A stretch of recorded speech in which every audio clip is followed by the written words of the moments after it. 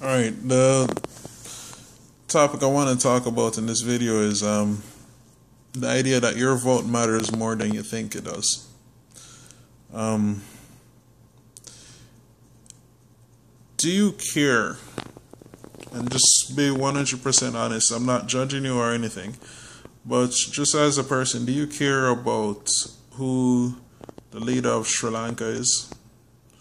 Do you care about who the next leader of Pakistan is, the next leader of India? Pick any country around the world. Do you give a damn who their leader is? More than likely, no. It doesn't affect your daily life. It doesn't affect anything that happens to you. Have you ever stopped to wonder why is it that people from other countries care about the American elections? It's an interesting question. And why you have even some groups who are like avid donors to political campaigns. I don't mean to single them out, but like for example, AIPAC is like a big political contributor. Like, why would they care, you know? And the reason why is because your vote as an American matters a lot. And the people who you elect, not only as president, but as representatives, you know, your Senate and your House representatives, those people shape global foreign policies. I mean, yes, war is the obvious thing, but it's way more than that. It's globalization. It's, you know, predatory trade that we'll call free trade, you know. The person who you choose has an impact on the world. And this is why you need to do your part. You need to vote. And this is going to come off as me being really, really hypocritical because, you know, I had said in my very first video that the whole election system is a joke, you know. But like I said in that video, what if it isn't? What if I'm wrong? What if you're wrong? What if everyone's wrong? What if your vote does matter?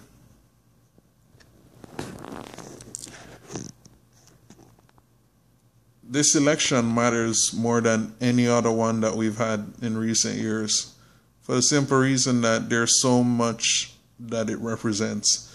It's us rejecting the idea of treating the lowest members of society as, you know, blaming them for all of the problems when they're not to blame, you know. It's us wanting a change in our economic situation, you know. It's us rejecting the establishment. And the other thing too, because Bernie Sanders is a candidate that's fighting against globalization. Specifically, he's against the TPP. He is also against NAFTA. He's always been. Because he has those stance, him becoming president will have global impact on those issues. Now, these issues seem very boring and complicated, but let me simplify them for you.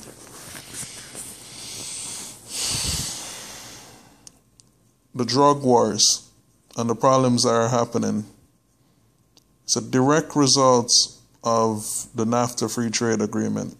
And what I mean by that is, in a lot of countries, a lot of countries, their economies have always been built around agriculture, trade, etc. When a lot of these former colonies lost power and they became independent societies, the way how they were able to survive in the early days was that they had a lot of protections and preferential trade between other countries. All of that got demolished by the passage of NAFTA. A lot of jobs got shipped overseas to Mexico. A lot of jobs that were here, especially the automotive industry is probably the biggest example of that, you know. But it also caused a lot of, because of the poor wages that these workers are making, they weren't making enough money to survive at these large factories that started popping up all over Mexico. It also caused a mass exodus because people saw, holy shit, there are a lot of new jobs in the city. So a lot of people moved from the country to the city. And it caused the unemployment rate in Mexico to go up.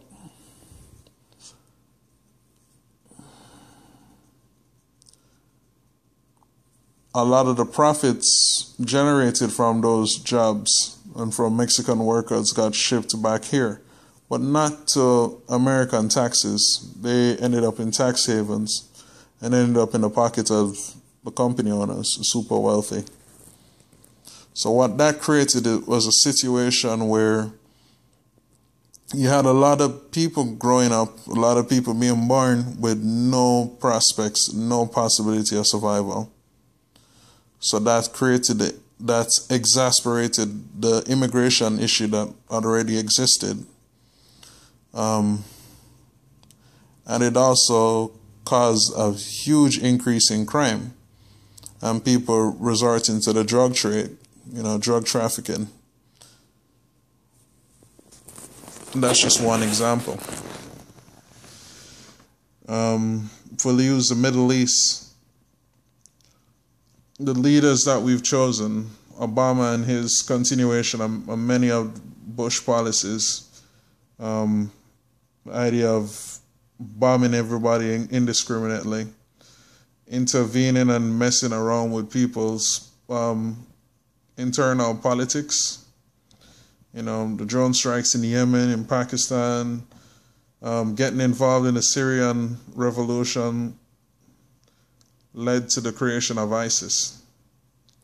When we destroyed Saddam, toppled Saddam, a lot of those military commanders, they didn't have anything left.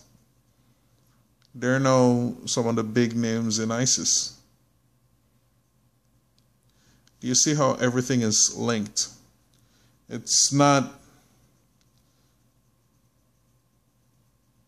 In physics, there's a concept of action and reaction. And this seems to be a concept that everybody forgets, especially in politics. But every single action has a consequence. Intervening in people's policies, creating trade policies that favor the minority. And by a minority, I mean the super wealthy. And at the expense of local economies, has far-reaching impacts on the world as a whole. Our lack of a stance on trying to fix pollution issues has a global impact. And now here's where you come in. You, as an American voter, have the ability to change the world. And I'm not just bullshitting you. Your choice can solve a lot of these problems or help.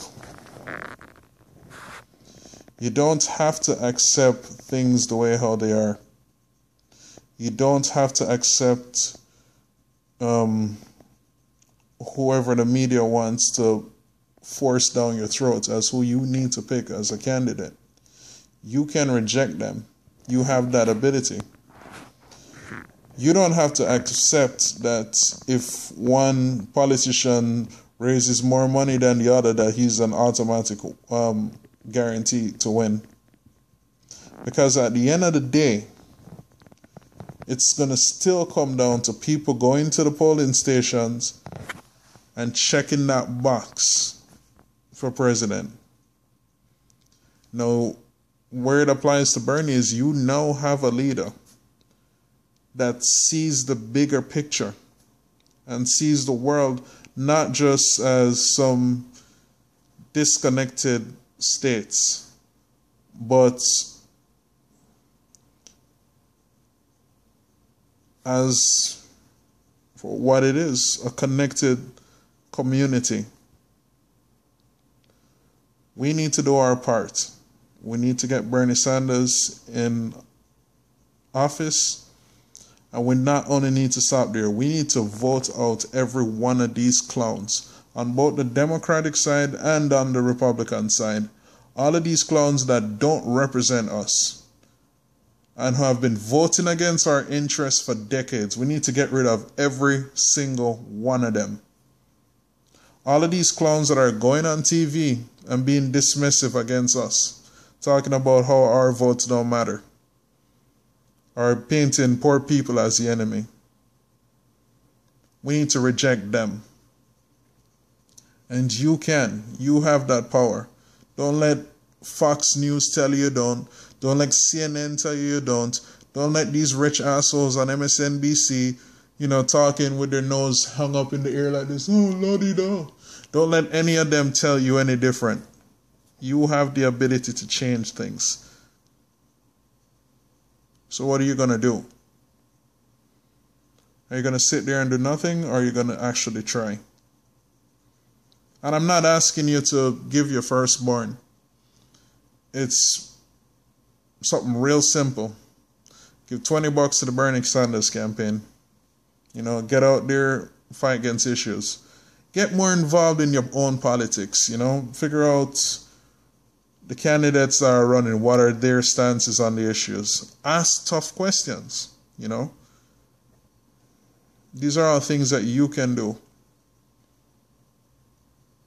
It's time we make a change. So let's do it.